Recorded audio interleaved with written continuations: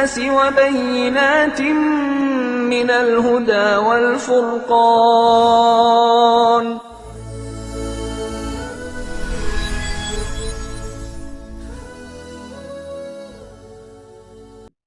بعض لوگ کہتے ہیں کہ انسان مذہب کی روح سے چاند ستاروں تک نہیں جا سکتا، بلکہ چاند ستاروں کی تسخیر خلاف مذہب ہے اور اجرام سماوی تک انسان کی رسائی سے خدا کی خدائی پر حرف آ جاتا ہے، وغیرہ وغیرہ.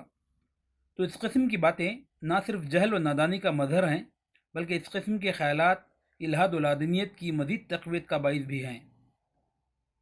حقیقت یہ ہے کہ چاند ستاروں پر پہنچنا خلاف مذہب نہیں ہے، بلکہ اسلام کے ابدی و سرمدی صحیفے میں ان پروازوں کا تذکرہ واضح انداز میں موجود ہے.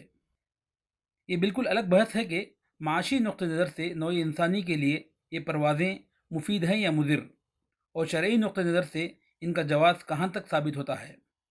لیکن نفس واقعہ کا انکار حقائق کی دنیا سے انکار اور مکابرہ کے سوا کچھ بھی نہیں ہے. اس سلسلے میں قرآن حکیم سب کے لیے ایک بہترین رہنما اور جج کی حیثیت رکھتا ہے. لہذا آئیے ہم بھی قرآن کریم ہی کو اس مسئلے میں مفتی بنائیں، اجرام سماوی میں زندگی. اس سلسلے میں سب سے پہلی بات جو نوٹ کرنے کے قابل ہے وہ یہ ہے کہ قرآن حکیم ہمارے کرۂ ارض کی طرح دیگر سیاروں میں بھی نہ صرف ہر قسم کے جانداروں کے وجود کا قائل ہے، بلکہ وہ اس بات کی بھی تصریح کرتا ہے کہ مستقبل میں ایک بین السیاراتی اجتماع بھی ہونے والا ہے جس میں دونوں سلسلوں کی مخلوق اکٹھا ہو جائے گی. ومن آیاته خلق السماوات والارض وما بث فيهما من دابة وهو على جمعهم اذا يشاء قدیر. اور اس کے نشانہ قدرت میں سے ہے یہ بات کہ اس نے زمین و آسمانوں یعنی اجرام سماوی کی تخلیق کی اور ان دونوں میں ہر قسم کے جاندار پھیلا دیے، اور اس کو اس کی قدرت حاصل ہے کہ وہ جب چاہے انہیں کسی ایک مقام پر اکٹھا کر دے. ایک بین السیاراتی اجتماع. اس آیت کریمہ کا میں نے جو ترجمہ کیا ہے وہ عربی زبان کے قواعد اور اصول تفسیر کی روح سے غلط نہیں ہے، اگرچہ گنجائش دوسرے معنی و مفہوم کی بھی موجود ہے. واضح رہے کہ قدیم مفسرین تک اس آیت کریمہ کی بنیاد پر اس کے قائل ہیں کہ اجرام سماوی میں انسان جیسی مخلوق کا وجود ہو سکتا ہے، مگر ہاں اس آیت کے آخری فقرے میں جس اجتماع کا تذکرہ ہے اس سے مراد ان کے نزدیک قیامت کا دن ہے، مگر اس کو جزم کے ساتھ قیامت ہی سے متعلق قرار دینا صحیح نہیں ہو سکتا، کیونکہ اس میں ایسا کوئی لفظ موجود نہیں ہے جو اس واحد مفہوم کا تعین کر سکے، بلکہ موجودہ خلائی پروازوں کی ترقی نے قبل قیامت ہی اس اجتماع کو ممکن بنا دیا ہے. اس لحاظ سے اگر مستقبل میں کسی ارضی و سماوی مخلوق کا کوئی اجتماع یا مٹ بھیڑ ہو جائے تو وہ قرآن کریم کی 1400 سالہ قبل کی پیشن گوئی کے عین مطابق ہوگا، اور اس صحیف ربانی کی ایک واضح اور ناقابل تردید دلیل بھی.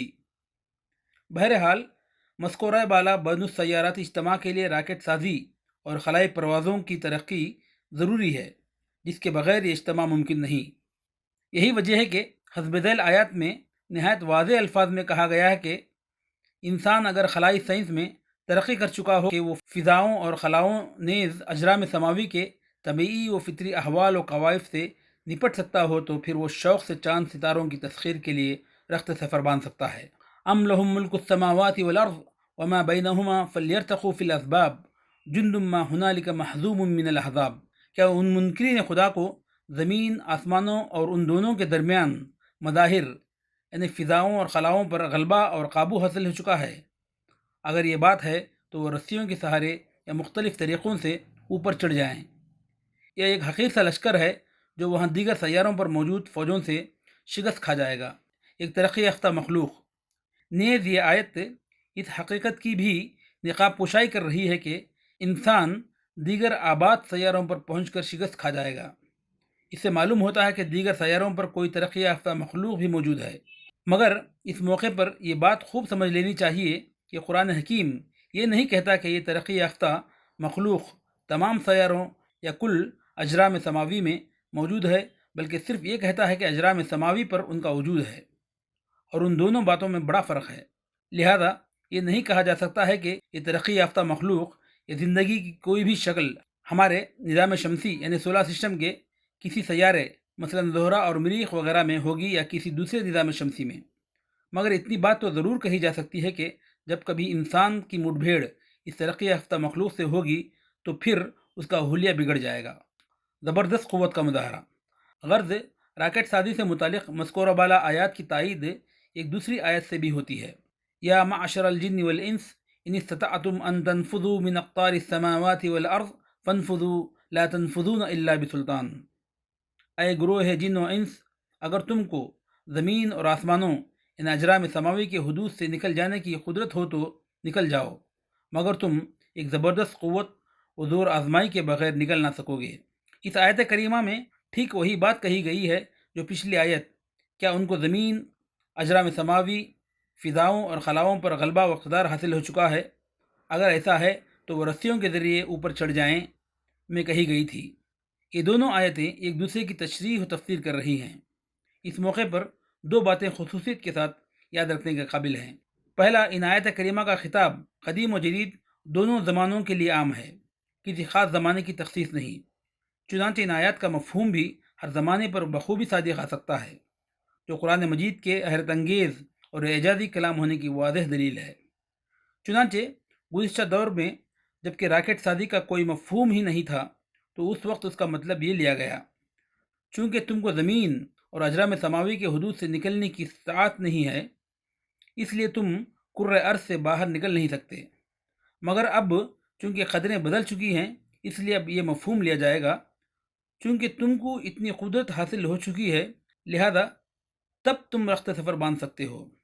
اس لحاظ سے یہ حیرت انگیز آیت کریمہ کسی بھی دور کے لیے بے معنی نہیں رہی۔ دوسرا، اس آیت کریمہ میں سب سے زیادہ بلیغ اور فکر انگیز یہ حقیقت بیان کی گئی ہے، تم ایک زبردست قوت اور زور آزمائی کے بغیر نکل نہ سکو گے۔ حقیقت یہ ہے کہ راکٹ کی اڑان کے لیے بہت زیادہ فورس یا دھکے کی ضرورت ہوتی ہے، جس کے بغیر وہ زمین کی طاقتور کشش کو توڑ کر خلاؤں میں نہیں پہنچ سکتا۔ چنانچہ اس زبردست فورس کا اندازہ آپ اس سے لگا سکتے ہیں کہ اپولو 11 کو لے جانے والا راکٹ سیڈن 5 اپنی نوعیت کا انوکھا دیو ہیکل اور زبردست ترین قوت والا تھا۔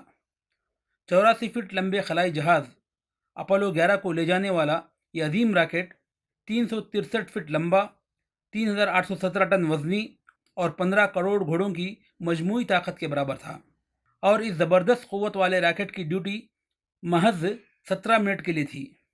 اس قلیل عرصے میں یہ راکٹ اپولو 11 کو زمین کی حدود کشش سے باہر پہنچا کر ہمیشہ کے لیے اس سے الگ ہو گیا، اور 17 منٹ کے اس قلیل عرصے میں مختلف قسم کا ہزاروں ٹن ایندھن صرف ہو گیا۔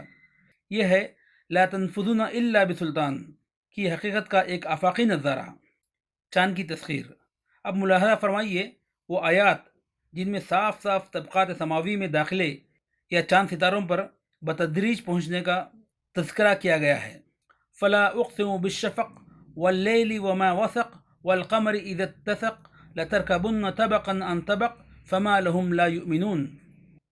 میں قسم کھاتا ہوں شام کی سرخی کی اور رات کی اور ان تمام چیزوں کی جن کو رات اپنے دامن میں سمیٹ لیتی ہے، اور چاند کی جب وہ کامل ہو جاتا ہے کہ تم ضرور ایک منزل سے دوسری منزل پر سوار ہوتے جاؤ گے، پس کیا بات ہے کہ یہ لوگ ایمان نہیں لاتے۔ ان آیات میں چاند کا ذکر کرنے کے فوراً بعد فرما دیا کہ تم ایک منزل سے دوسری منزل پر ضرور سوار ہوتے جاؤ گے۔ یہاں پر یہ نہیں بتایا کہ اصل میں کن چیزوں پر سوار ہوگے، بلکہ اس بات کو مبہم ہی رہنے دیا، مگر ہاں چند ایسی باتوں کا تذکرہ کر دیا کہ جس کی بنا پر اس سے مراد طبقات سماوی میں داخلے یہ چاند ستاروں پر سوار ہونے کا مفہوم نکل سکے۔ مثلا پہلا، اس فقرے سے متصل ہی چاند کا تذکرہ۔ دوسرا، سوار ہونے کا لفظ لترکبن۔